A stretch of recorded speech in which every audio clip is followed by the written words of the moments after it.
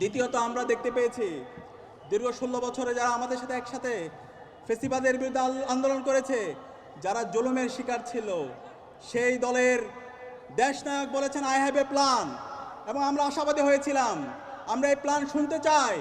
কিন্তু আমরা দেখতে পেয়েছি আই হ্যাভ এ প্ল্যান, সেই প্ল্যানের মাধ্যমে বাংলাদেশে জুলাই বিপ্লব পরবর্তী বাংলাদেশের প্রতিটি ক্যাম্পাসে ক্যাম্পাসে যেই গণতন্ত্রের ধারা অব্যাহত হয়েছে, সেই গণতন্ত্রের ধারাকে তিনি বিভিন্ন ধরনের ইঞ্জিনিয়ারিং করে নির্বাচন কমিশনের সামনে মব তৈরি করে এবং বিচার বিভাগকে প্রভাবিত করে শাহজালাল বিজ্ঞান ও প্রযুক্তি বিশ্ববিদ্যালয়ের ছাত্র সংসদ নির্বাচনকে তিনি বন্ধ করে দিয়েছেন।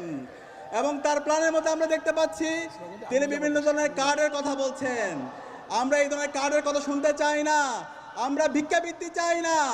আমরা চাই যুবকরা তারা তাদের দক্ষতার মাধ্যমে, তাদের কাজ, তাদের এমপ্লয়মেন্ট তৈরি করার মাধ্যমে যারা বাংলাদেশের আগামী দিনের যারা রাষ্ট্রনায়ক হবেন তারা তাদের অবস্থান পরিষ্কার করবেন। তো আমরা আশা করব আগামীর বাংলাদেশে ইনসাফের যারা প্রতিনিধি আছে সেই ইনসাফের প্রতিনিধিদেরকেই বাংলাদেশের মুক্তিকামী ছাত্র জনতা তাদের পক্ষে অবস্থান নেবে ইনশাআল্লাহ। একই সাথে আমরা বলতে চাই এই পুরান ঢাকায় আমরা দেখতে পেয়েছি পাথর দিয়ে এই অঞ্চলের মানুষদেরকে হত্যা করতে আমরা দেখেছি। দীর্ঘদিন ধরে চাঁদাবাজি, সন্ত্রাস, টেন্ডারবাজির মাধ্যমে এখানকার মানুষের উপর নির্যাতন নিষ্পেষণ করতে দেখেছি। আমরা আশা রাখি ইনসাফের প্রতিনিধি দাঁড়িপাল্লার কাণ্ডারি আমাদের এইখানকার যিনি আমাদের প্রতিনিধি হাজী এনায়েতুল্লাহ ভাই নির্বাচিত হয়ে এসে এই অঞ্চলের মানুষের যে মুক্তির লড়াই, যে লড়াইয়ের জন্য তিনি দীর্ঘদিন ধরে সংগ্রাম করছেন, সেই লড়াই তিনি নেতৃত্ব দেবেন ইনশাআল্লাহ। আমরা আশা রাখছি আমাদের 11 দলীয় জোটের যে প্রার্থীরা আছে তারা তাদের কথা এবং কাজের মাধ্যমে জুলাই বিপ্লব পরবর্তী 1.5 বছর জুড়ে তারা দেখিয়েছেন কিভাবে মানুষের জন্য, মানুষের মুক্তির জন্য কাজ করতে হয়, কিভাবে ইনসাফ কায়েম করতে হয়, কিভাবে সমাজের জুলুমতন্ত্রকে ভেঙে দিতে হয়। ইতিমধ্যে আমরা দেখতে পেয়েছি তারুণ্যকে নেতাদের ভাবনা কি, রাষ্ট্র নেতাদের ভাবনা কি, সমাজের ইনসাফ কায়েম করার জন্য তাদের ভাবনা কি, সেটা তারা পরিষ্কার করেছেন। আমরা আশা করছি বাংলাদেশের ইতিমধ্যে তরুণরা প্রতিটি ক্যাম্পাসে 5টি ছাত্র সংসদ নির্বাচন হয়েছে, সেখানে তরুণরা ইতিমধ্যে ইনসাফের প্রতিনিধিদেরকে বাছাই করে নিয়েছে এবং আগামী 12 ফেব্রুয়ারি যে জাতীয় নির্বাচন হবে সেই নির্বাচনে ইনসাফের প্রতিনিধি দাঁড়িপাল্লার কাণ্ডারি এবং 11 দলীয় জোটের যে প্রতিনিধিরা আছে তাদেরকে দেশের মানুষরা ভূমিধস বিজয়ের মাধ্যমে বিজয় করে নিয়ে এসে বাংলাদেশে ইনসাফ কায়েমে তারা সহযোগিতা করবে ইনশাআল্লাহ। আপনারা কি পারবেন ইনশাআল্লাহ?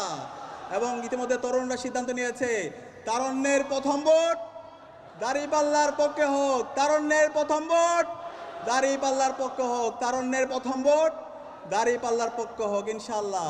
আপনাদের এই অঞ্চলের যিনি নেতা, ঢাকা 7 আসনের নেতা এনায়েত ভাই, তার কাজের মাধ্যমে, তার কথার মাধ্যমে তিনি প্রমাণ করেছেন। আমরা আশা রাখছি ইনশাআল্লাহ নির্বাচিত হয়েছে আপনাদের প্রত্যেকটা কমিটমেন্ট তিনি কাজের মাধ্যমে বাস্তবায়ন করবেন ইনশাআল্লাহ। একই সাথে আমরা বলতে চাই যারা এখনও চাঁদাবাজি করছেন, যারা এখন সন্ত্রাস কায়েম করছেন, যারা এখনও বিভিন্ন ধরনের হুমকি দিচ্ছেন, আপনাদের এই রাজনীতি বাংলাদেশে আর চলবে না। যারা এই দুর্নীতি করছেন, সন্ত্রাস করছেন, চাঁদাবাজি করছেন, আমরা কিন্তু প্রজেক্টরের মাধ্যমে সব জাতিকে দেখাই দিব, কোনো ছাড় দেওয়া হবে না, সন্ত্রাসীদের কোনো ঠিকানা হবে না। সুতরাং সন্ত্রাসীরা ইতিমধ্যে আমির জামাত বলেছেন 40 লক্ষ যুবকের তিনি চাকরির ব্যবস্থা করবেন। বাংলাদেশে ইতিমধ্যে বেকার আছে 25 লাখ। তাহলে যারা এই চাঁদাবাজি করছেন, টেন্ডারবাজি করছেন, সেগুলো ছেড়ে দেন।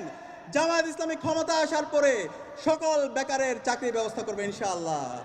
এই চাঁদাবাজি, টেন্ডারবাজি, এই জুলুম করে মানুষের থেকে বদুয়া নেবেন না।